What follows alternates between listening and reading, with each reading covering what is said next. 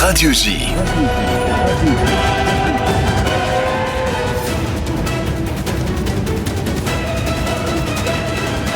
Géopolitique, le MAG. Steve Nadjar. Vincent Jauvert, bonjour. Bonjour. Et merci d'avoir accepté notre invitation. Vous êtes grand reporter à l'Obs, auteur notamment de plusieurs succès de librairie. Je pourrais citer Les Intouchables d'État en 2018, puis Les Voraces, les élites et l'argent sous Macron, paru 2 ans plus tard. Je citerai également un livre important pour ceux qui s'intéressent à la diplomatie française et notamment à la question du programme nucléaire iranien, La face cachée du Quai d'Orsay, enquête sur un ministère à la dérive, paru en 2016 chez Robert Laffont.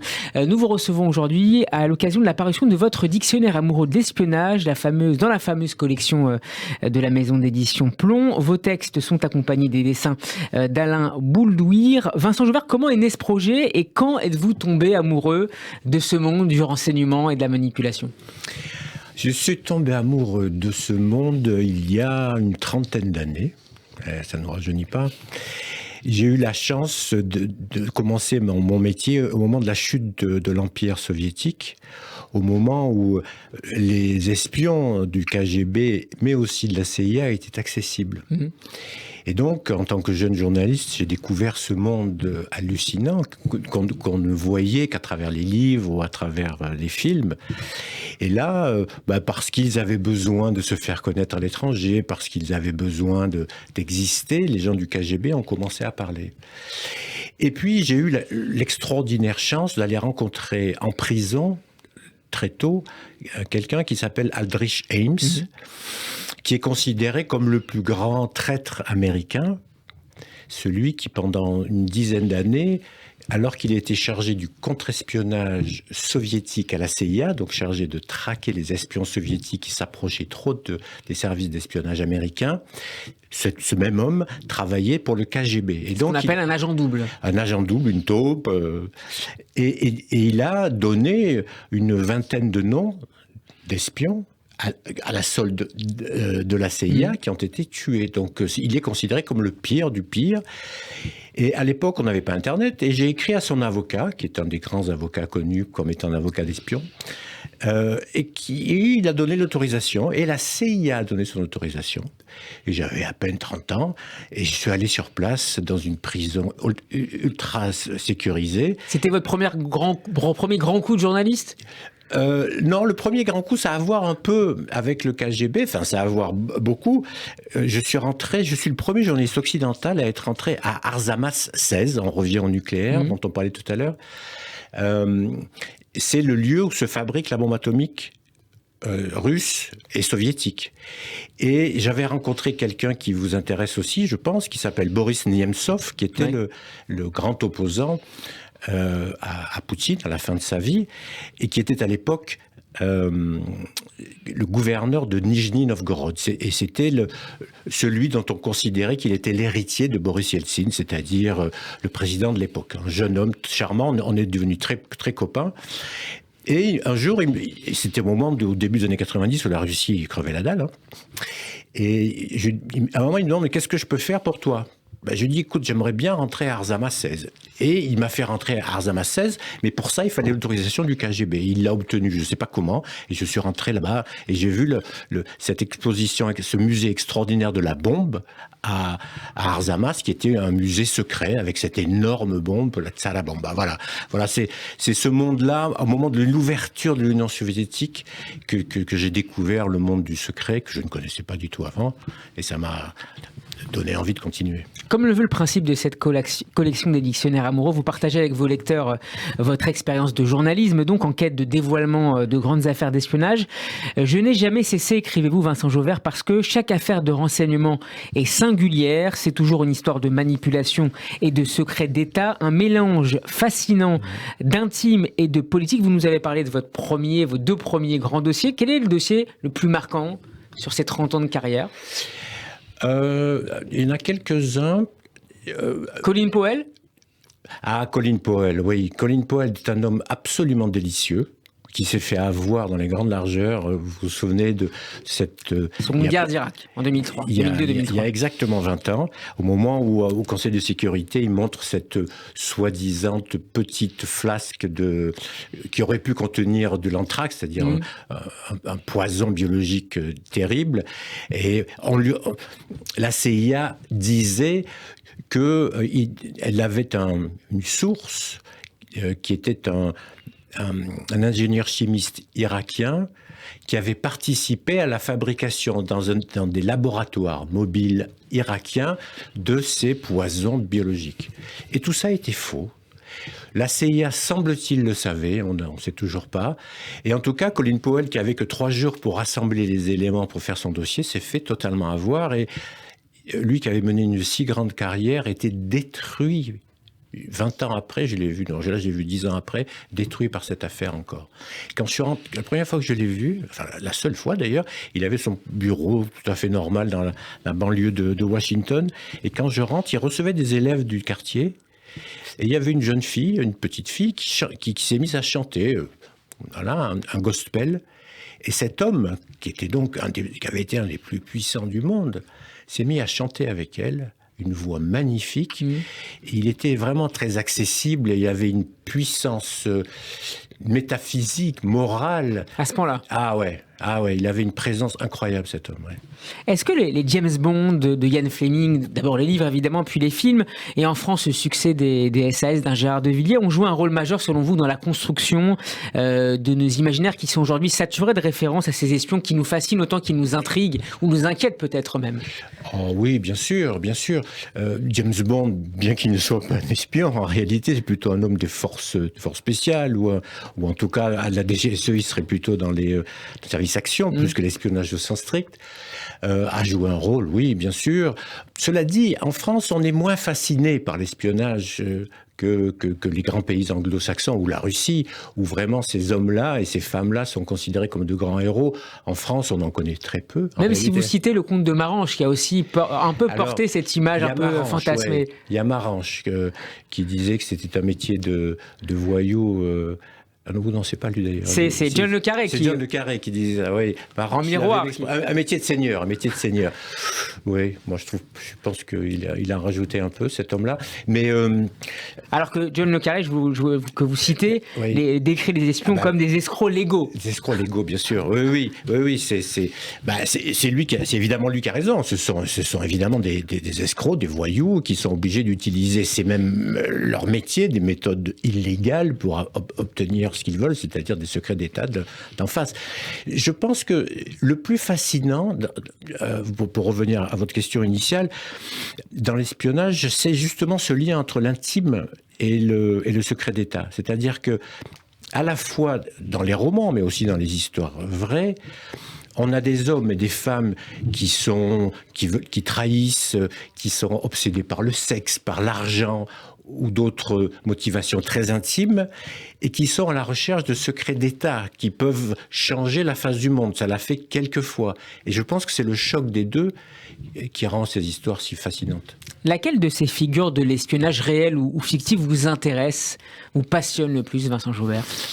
Il y en a un que j'aime beaucoup, qui est Graham Greene, qui est donc le romancier, qui est sans doute le plus grand romancier d'histoire d'espionnage, qui, comme la plupart des écrivains britanniques, trouve l'espionnage absolument odieux.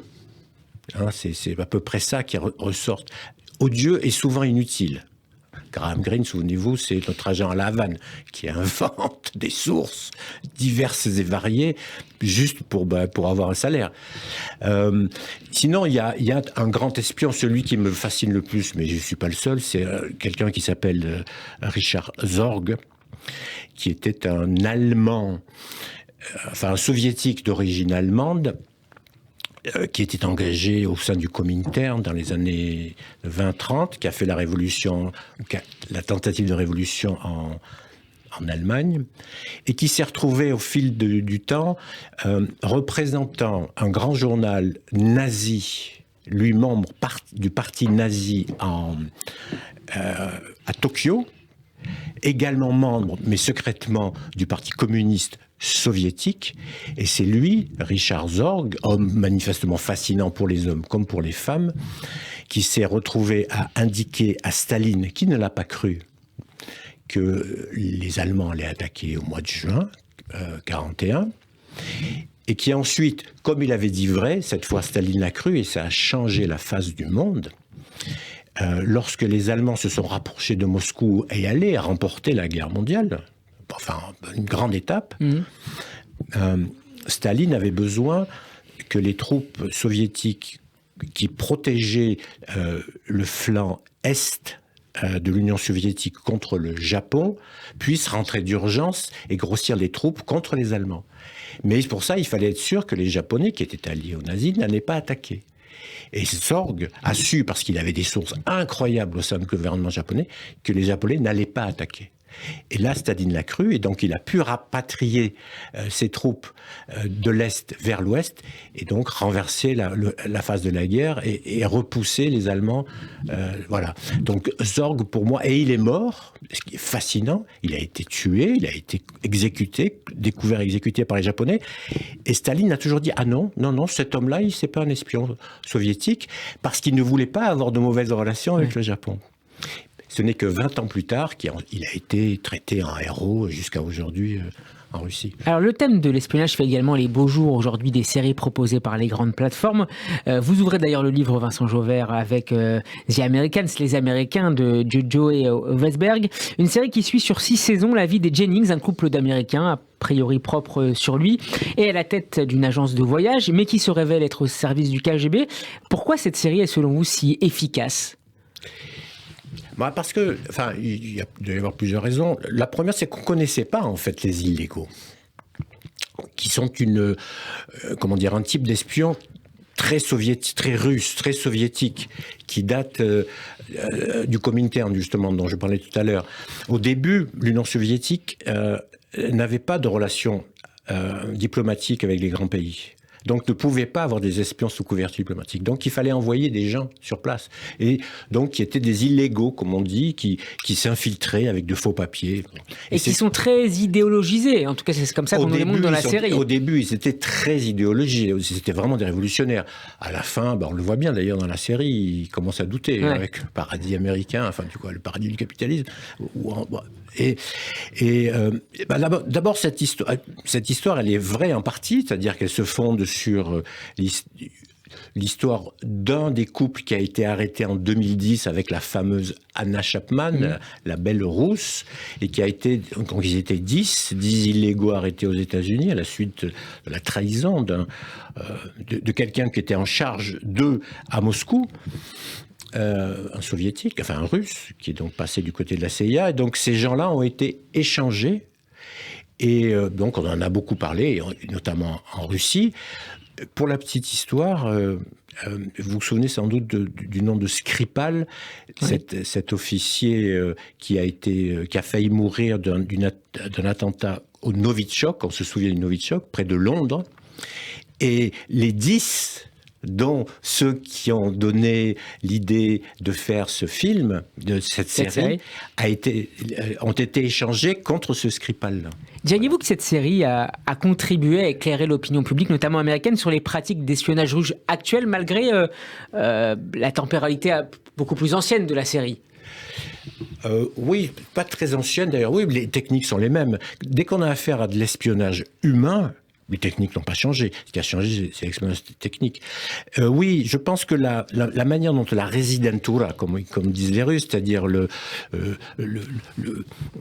bureau de l'espionnage secret, par définition, dans l'ambassade russe ou à côté de l'ambassade, la façon dont ça fonctionne est décrite de manière extrêmement précise et assez juste. C'est d'ailleurs ce que disent les Russes qui l'ont vu, et notamment ceux qui ont inspiré cette série, qui disent que c'est une très bonne série parce que c'est assez juste et c'est pas manichéen. Et je pense qu'il y a ça aussi qui plaît beaucoup au public, c'est qu'il n'y a pas les méchants russes et les gentils américains.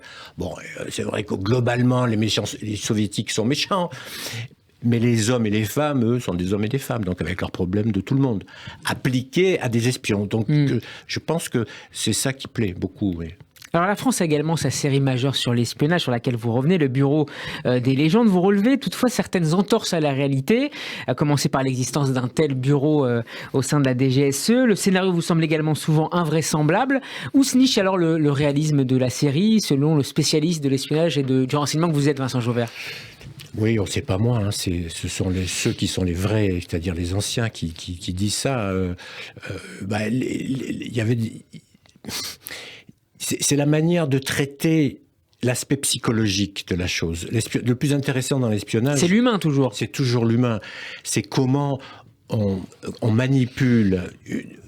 comment on dirige un agent, ou un officier traitant, et comment cet officier traitant arrive à convaincre une source. Voilà. Et comment aussi parfois il vous échappe ? Et comment il vous échappe, et comment les sources peuvent vous échapper, par quoi on tient, par l'argent, par le sexe, par l'idéologie, par l'ego, et comment on joue avec, et comment on peut être séduit, voilà. Je pense que c'est toujours ça qui plaît dans l'espionnage, et en particulier dans le Bureau des légendes, on est très attaché aux personnages, et puis les histoires sont crédibles. Alors c'est vrai qu'il y a des choses qui sont pas crédibles, mais ça n'a aucune importance, aucune.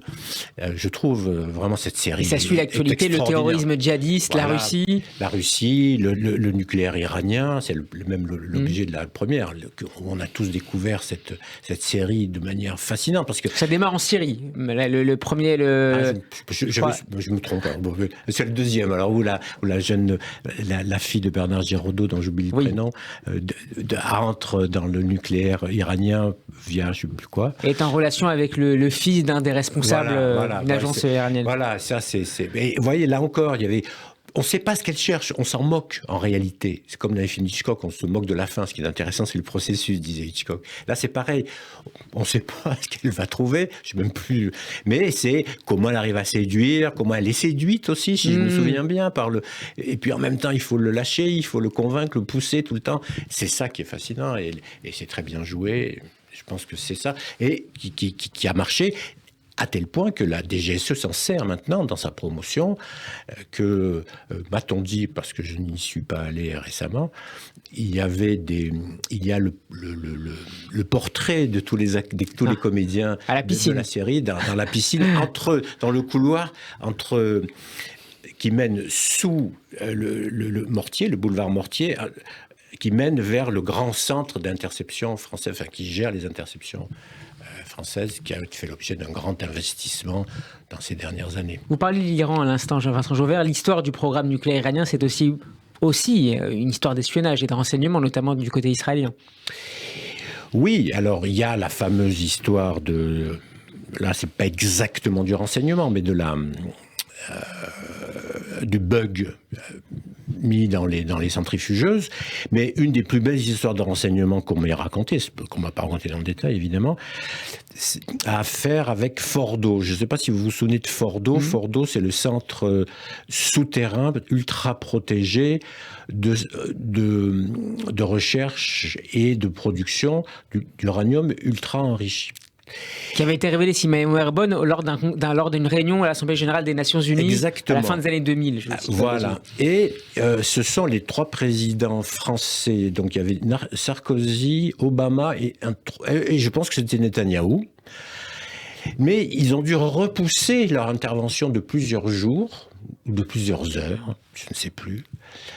Je ne l'ai jamais su, en fait, je pense, justement pour ne pas donner de détails, parce qu'il y avait encore une source à l'intérieur, probablement de renseignement. Ça, je suis sûr qu'il y avait une source, quelqu'un de très haut placé me l'a dit, probablement du renseignement israélien, qu'il fallait exfiltrer avant que ces grands chefs d'État révèlent l'existence de Fordo, et que donc l'Iran était en contradiction avec ce qu'elle avait signé. À quoi ressemble aujourd'hui la géopolitique de l'espionnage ? Quelles en sont les grandes puissances, les puissances émergentes et celles qui sont un peu en déclin, Vincent Jauvert ?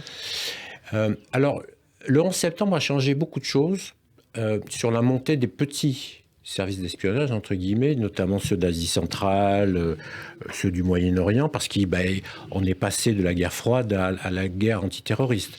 Et donc, il y en a certains qui ont bénéficié énormément des échanges avec les Américains et de l'argent des Américains. Aujourd'hui, il me semble, alors encore une fois, moi je ne suis pas dedans, mais de tout ce qu'on me dit, c'est que l'Amérique surpasse par ses moyens techniques tout ce qui existe. Et ils sont d'une puissance hallucinante. D'ailleurs, Snowden en a bien raconté Snowden qui devrait, je pense, avoir sa statue un peu partout dans le monde comme étant un héros de la liberté et de la démocratie. Je referme la parenthèse. Donc on voit bien qu'ils sont d'une puissance incroyable.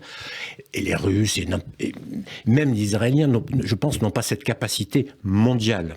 Ça passe d'abord, cette puissance, par la technologie avant la qualité des sources humaines. Alors, en même temps, mais on le saura grâce au fait que les déclassifications aux États-Unis sont beaucoup plus rapides que chez nous, comment la CIA a su que Poutine avait décidé d'intervenir en Ukraine.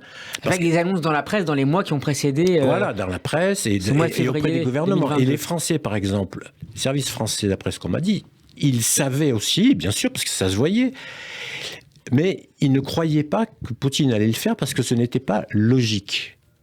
Il allait perdre. Comme quoi, hein. Donc il y a l'information, mais il y a aussi l'analyse de l'information. Et donc, ce que je pense, ce que beaucoup de gens pensent, mais sans aucune preuve, c'est que les Américains avaient une source humaine auprès de Poutine, quelque part. Ils en avaient déjà une en 2017 qui ont dû exfiltrer très vite. Donc, à mon avis, ils en ont eu une autre. Parce que le renseignement, le vrai, c'est quand même celui-là. À la fin, savoir ce que le décideur a décidé.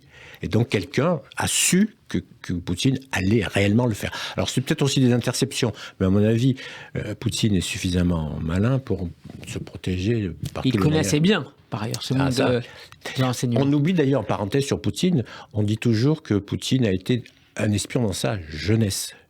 Et oui, mais juste avant d'être Premier ministre, il était patron d'un service de renseignement, quand même. Ça, on oublie toujours ça. C'est un homme qui a été... Le FSB, c'est ça ? Le FSB, oui, qui est soi-disant l'équivalent de la DGSI en France, c'est-à-dire le service intérieur. En réalité, la FSB intervient partout dans le monde. Donc, il est resté espion toute sa vie. Et c'est vraiment un espion, et c'est pas une boutade de dire ça, qui dirige la Russie. Est-ce qu'il a pu garder des dossiers, justement, sensibles, qu'il a pu utiliser par la suite pour faire pression sur tel ou tel dirigeant Ça, c'est possible. Et moi, je pense surtout qu'il a gardé une manière de penser et d'être. Le KGB, comme tous les services d'espionnage, c'est une école de manipulation, de mensonges, de répression parfois. Et voilà, on voit ce que ça donne aujourd'hui. Alors, une des entrées de votre dictionnaire amoureux de l'espionnage est consacrée à Jonathan Pollard, officier de confession juive employé dans les services de renseignement de la marine américaine. Il a été condamné en 1987 à de la prison à perpétuité pour espionnage au profit d'Israël. Il faudra attendre 2015 pour qu'il soit libéré. Pourquoi aucun président des États-Unis n'a jamais accepté de libérer plutôt, malgré l'amitié entre Jérusalem et Washington, malgré aussi les campagnes en faveur de sa libération anticipée ? En fait, c'est pas les présidents, d'après ce que j'ai cru comprendre, de ce que j'ai lu, de ce qu'ils disaient, c'est la CIA qui vraiment mettait son veto. Pareil pour le personnage dont je parle au début, Aldrich Ames. Ceux qui trahissent de l'intérieur, et notamment à ce niveau-là, en donnant autant de choses, ils veulent jamais. Jusqu'au moment où, voilà. Mais ils ne veulent pas parce que il faut empêcher absolument d'autres de faire la même chose pour aller vite. Et puis, il y a sans doute l'idée que ça ne se fait pas entre alliés tout de même. Entre alliés, en théorie, on ne recrute pas les espions adverses. On s'espionne, ça c'est clair, mais quand on est allié, on ne recrute pas les espions. C'est d'ailleurs la raison pour laquelle, pendant presque 20 ans, Shimon Peres a dit que c'était faux. Alors qu'il y avait tous les éléments prouvant que c'était vrai. Que les responsables israéliens ont dit que c'était pas vrai, que ça ne se faisait pas justement entre alliés. Quel type de distinction peut-on dessiner entre les pratiques des démocraties et des régimes autoritaires ou illibéraux en matière d'espionnage ? Je ne suis pas sûr qu'il y en ait beaucoup. Je suis pas sûr qu'il y en ait beaucoup. Peut-être celle, et encore, d'aller flinguer des traîtres à l'étranger comme le fait Poutine. Poutine flingue, descend, tue les anciens des services d'espionnage qui ont trahi. Pas ceux qui ont fui, mais ceux qui ont trahi, c'est-à-dire qui ont continué, en étant partis, à informer les services adverses. Comme Litvinenko, vous vous souvenez, c'était le polonium, ou celui dont on a parlé tout à l'heure. Voilà. Et ça, je pense, mais j'en suis pas du tout sûr, que les services Oui, occidentaux le font pas, mais bon, c'est pas certain du tout. Hein. C'est pas certain. Je suis pas sûr qu'il y ait beaucoup de différences. En tout cas, quand on lit quelqu'un qui était de l'intérieur, qui est le plus grand, John le Carré, enfin, en tout cas un des plus grands, John le Carré, on voit bien que pour lui, c'était exactement la même chose. Oui. L'espionnage industriel chinois inquiète aujourd'hui de manière grandissante les pays occidentaux, notamment aux États-Unis. On a beaucoup glosé sur le ballon chinois qui a été abattu début février par un chasseur américain au-dessus du Montana. Mais les pratiques chinoises en la matière sont, semble-t-il, nettement plus diversifiées et moins spectaculaires peut-être aussi. Dans quelle mesure ces pratiques, Vincent Jauvert, peuvent nourrir des crises de plus en plus graves alors que leur médiatisation accrue alerte l'opinion publique quasi quotidiennement sur le sujet ? Je pense que ce n'est pas vraiment nouveau. C'est parce qu'on est en guerre froide. Par définition, la guerre froide, c'est une guerre sans guerre. Et donc la seule guerre dont on peut parler, c'est la guerre de l'espionnage. Souvenez-vous, pendant la guerre froide, vous étiez trop jeune, mais vous l'avez su, il y a eu plein d'affaires d'espionnage. L'affaire de Cuba, l'affaire de Pankowski, il y en a eu plein, pour les mêmes raisons. Parce que ce dont on peut parler, c'est ce qui se passe dans le monde secret de la guerre froide. Et pour désigner l'ennemi, il faut montrer ce qu'il fait. Et comme il n'attaque pas, on montre ce qu'il fait en matière d'espionnage, qui est la seule chose autorisée quand on est en guerre froide. Je pense que c'est ça la raison. Alors, c'est vrai que les méthodes aujourd'hui sont plus larges que celles du recrutement humain, encore que la plupart aboutissent au recrutement humain. Il y a quand même, c'est vrai, encore une fois, c'est Snowden qui nous l'a montré de manière aussi éclatante, tout ce qui est l'espionnage technique, technologique, via, maintenant pour les Chinois, semble-t-il, TikTok. Jusqu'à quel point est-ce que c'est vrai ? Jusqu'à quel point TikTok peut être utilisé pour cela ? J'en sais fichtre rien. Y a-t-il des manœuvres pour désigner l'ennemi de cette façon-là ? C'est probable. Je suppose que les Américains font pareil avec d'autres. Je suppose que les Français essayent en tout cas de faire la même chose. Tous font la même chose en technologie. Tous font la même chose avec les moyens dont ils disposent. Tous. Espionner, c'est aussi préparer la guerre ? En théorie, oui. Enfin, soit la préparer, soit l'éviter. Dans le cas de la relation américano-chinoise ? C'est les deux. Je pense l'éviter en découvrant ce qu'ils sont en train de faire, ce que les autres sont en train de faire pour peut-être les menacer ou les rattraper. Et puis aussi repérer les points sensibles des uns et des autres. On apprenait ce matin qu'un journaliste américain du Wall Street Journal avait été arrêté pour espionnage en Russie. Evan Gershkovitch est le correspondant du journal à Moscou. Il est accusé d'avoir collecté des informations sur, je cite, une entreprise du complexe militaro-industriel russe.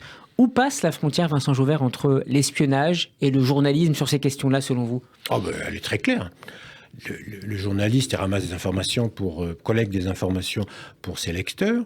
Et l'espion, il collecte des informations de manière illégale, ce que ne fait pas le journaliste, pour les services de renseignement. Donc, c'est pas du tout la même chose. Les clients sont pas les mêmes, les méthodes ne sont pas les mêmes.